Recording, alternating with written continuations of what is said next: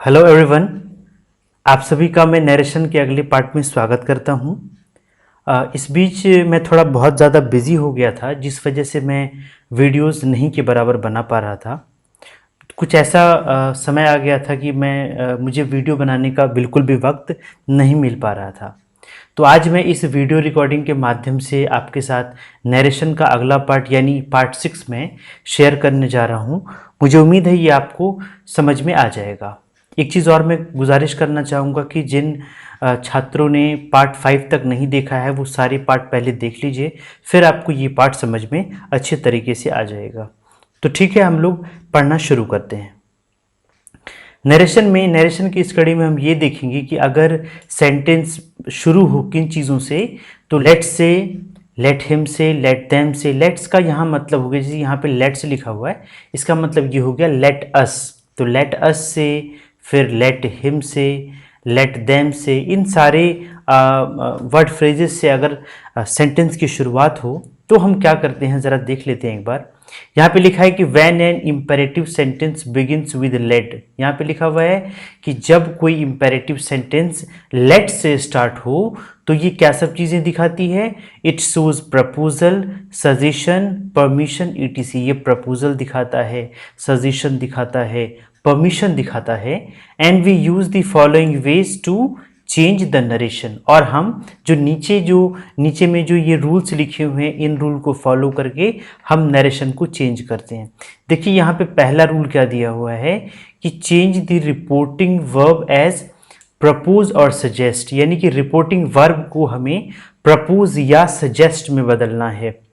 इस चीज़ का भली भांति याद रखेंगे कि रिपोर्टिंग वर्ब को हमें प्रपोज या सजेस्ट में बदलना है। एक चीज़ का और ध्यान रखेंगे कि अगर रिपोर्टिंग वर्ब के बाद टू का इस्तेमाल हुआ है, ठीक, किस चीज़ का इस्तेमाल हुआ है, टू का इस्तेमाल हुआ है, तो हम जब ये नरेशन चेंज करेंगे तो प्रपोज और सजेस्ट के बाद भी टू का इस्तेमाल करेंगे। यानी यहाँ लिखा है कि do use preposition to after propose और suggest if an object comes after it.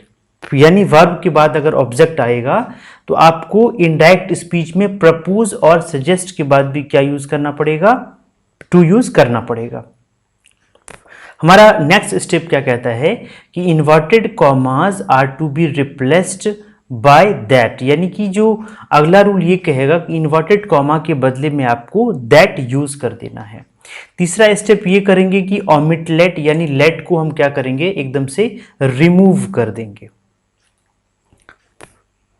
चौथा रूल ये हमारा कहेगा, यानी कि चौथा स्टेप्स ये कहेगा कि ऑब्जेक्टिव केस को हमें किस में बदल देना है, तो नॉमिनेटिव केस में। आपको भली भांति याद होगा कि जो मी है वो ऑब्जेक्टिव केस है और उसका आई क्या होता है, नॉमिनेटिव केस होता है। उसी तरह अस है ऑब्जेक्टिव केस और उसका नॉमिनेटिव केस क्या होता है, वी।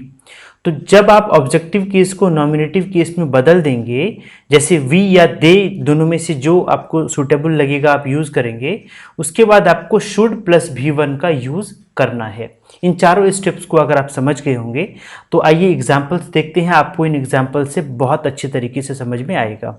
एग्जाम्पल नंबर 1 कहता है Sonu said let us sing a song. यानी सोनू ने कहा कि चलिए गाना गाते हैं, late us sing a song. तो इसका जो नरेशन चेंज कैसे हुआ है, मैंने बताया था कि सेड के बदले में आपको प्रपोज्ड या सजेस्ट का इस्तेमाल करना है। मैंने वही किया है, यानी सोनू सजेस्टेड और प्रपोज्ड दैट वी या दे, दोनों में से आप दोनों में से दोनों यूज कर सकते हैं, यानी कि दोनों में से एक यूज कर सकते हैं। यानी वी मन है तो आप वी यूज कर लीजिए, दे मन है तो आप दे यूज कर लीजिए। सोनू प्रपोज्ड और सजेस्टेड दैट वी और they should Singh a song, क्योंकि ऊपर में हमने यहाँ देखा था कि शुड प्लस V1 लगाना है। तो इस तरह से हमारा पहला एग्जाम्पल खत्म हुआ। दूसरा एग्जाम्पल देखते हैं। He said to me let us go outside. तो यहाँ पे देखेंगे टू प्लस ऑब्जेक्ट लिखा हुआ है, तो जब टू प्लस ऑब्जेक्ट रहेगा तो हम प्रपोज और सजेस्ट के बाद भी टू प्लस ऑब्जेक्ट का इस्तेमाल करेंगे। यानी कि इससे पहले जब हमने नरेशन पढ़ा था तो ऑब्जेक्ट के पहले जो टू रहता था उसको रिमूव कर देते थे, लेकिन यहाँ प्रपोज्ड और सजेस्ट के बाद हमें टू डेफिनेटली लगाना है। तो यहाँ पे एक बार पढ़ लेते हैं। He said to me let us go outside. इसका बनेगा ही प्रपोज्ड और सजेस्टेड टू मी दैट, फिर उसी तरह आपको इन्वर्टेड कोमा के बदले में दैट लगाना है, ये बात हम सीख चुके थे, दैट। फिर नॉमिनेटिव केस आपको लगाना है वी या दे, तो वी शुड गो आउटसाइड। इस तरह से हमने तीसरा एग्जाम्पल खत्म किया, दूसरा एग्जाम्पल खत्म किया, ये तीसरा एग्जाम्पल की ओर। तीसरा एग्जाम्पल हमारा ये कहता है कि he said to the boys let us read English, यानी कि उन्होंने लड़कों से कहा कि चलिए हम लोग अंग्रेजी पढ़ते हैं। यहां पे भी देखेंगे टू के बाद ऑब्जेक्ट लगा है, तो हम भी प्रपोज्ड और सजेस्ट के बाद टू का यूज करने के बाद ऑब्जेक्ट यूज करेंगे। देखेंगे ही प्रपोज्ड और suggested to the boys that, that तो लगाना ही है, दे शुड रीड इंग्लिश। फिर उसी तरह हम दैट लगा करके बाकी जो subject plus should plus V1 का रूल्स था वो डेफिनेटली अप्लाई यहाँ पर भी हम करेंगे। एग्जाम्पल नंबर 4 भी एक ले लिया मैंने, आप इसको बड़ी आसानी से देख लेंगे। I said let us help the poor, फिर सेड के जगह पे अगर ऑब्जेक्ट नहीं है तो आप प्रपोज्ड और सजेस्ट ही लगाएंगे, इसके बाद किसी तरह का ऑब्जेक्ट अपने मन से आपको नहीं देना है। I proposed suggested that we should help the poor, उस वही रूल के तहत मैंने इसको बनाया। उम्मीद है आपको नंबर 4 एग्जाम्पल के साथ आपको ये चीज़ें समझ में आ गई होगी। यहाँ पे एक और रूल लिखा हुआ है, वो भी आप पढ़ लीजिए।